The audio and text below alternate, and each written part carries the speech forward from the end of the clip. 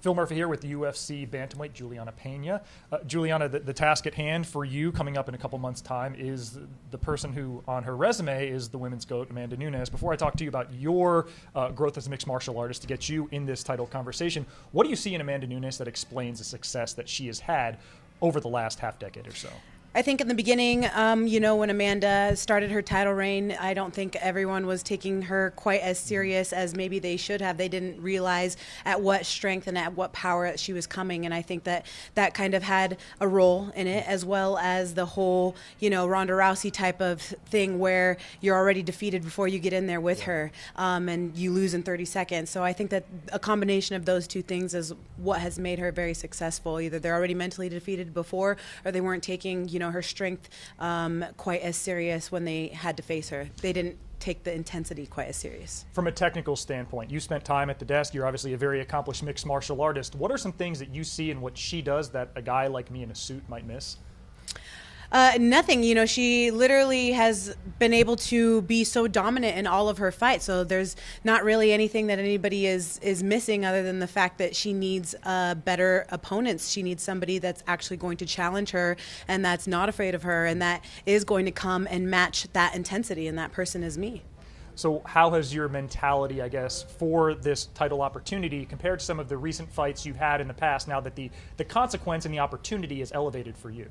I can't let the moment be bigger than me and myself. I have to just focus on the task at hand, and the task at hand and the simple of it is we're going to go get in a fist fight in a steel cage, and you can't make it much more complicated than that. I have to match her intensity, and I have to surprise her. I have to come in there and go get in her face and be as gritty as possible and try to drag her into deep water, and that's the game plan. Resiliency and grit is a prerequisite in this sport. You've been through a lot of adversity with a very serious knee injury from a few years ago.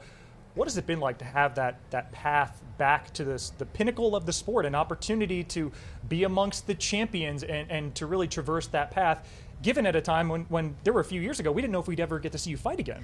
Right. I think it's just a testament to who I am as a person and how mentally strong I am in my head and the skill set that I have in my heart, and then the belief that I have in my mind. I have had so many injuries, and it stems from outside of the octagon. I literally got ran over on the street and my nose shattered, and all sorts of things that have happened to me in the past, and I've still been able to overcome them. I got in a fist fight with a man in the back alley, got my eye swollen shut for 3 days and 11 stitches, and I was still not letting that get me down. Even losses, it's like either you're going to lose and quit the sport, you're going to lose and you're going to come back stronger. And so any adversity that I've ever faced in my life has only made me stronger, and I just have this kind of mentality of I'm not going to quit, I'm not going to go away, I'm going to keep knocking and I'm going to keep trying, and you're not going to get rid of me, and I'm just here to stay. And this fight was booked and postponed. In the interim, where have you seen yourself evolve as a mixed martial artist to perhaps put you in a better position to challenge for this belt? I think, taking the competition more seriously, taking myself more seriously, and putting a lot more serious spin on my career in the UFC has definitely changed the way that I fight, and has helped me evolve to know that, you can't sleep on anybody. Just because they're a 17-time Muay Thai world champion doesn't mean that they don't know jiu-jitsu and that they, lack anywhere. This is the UFC. It's the highest level of competition that there is, and everybody is good everywhere. All of these women in this division are tough, and literally anyone can win on any given night. So you just have to match that intensity and take it very seriously. Last question from me. You've fought some big names. You've beaten some massive names in this sport.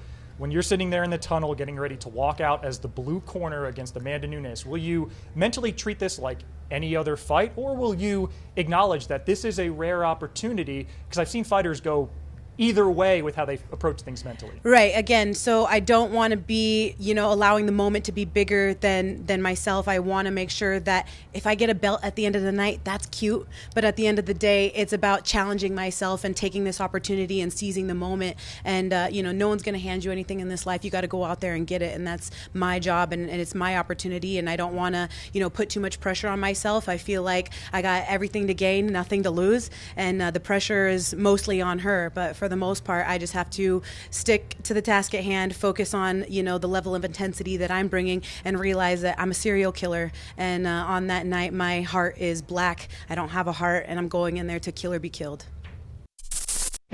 Thank you for watching ESPN on YouTube. For live streaming sports and premium content, subscribe to ESPN+.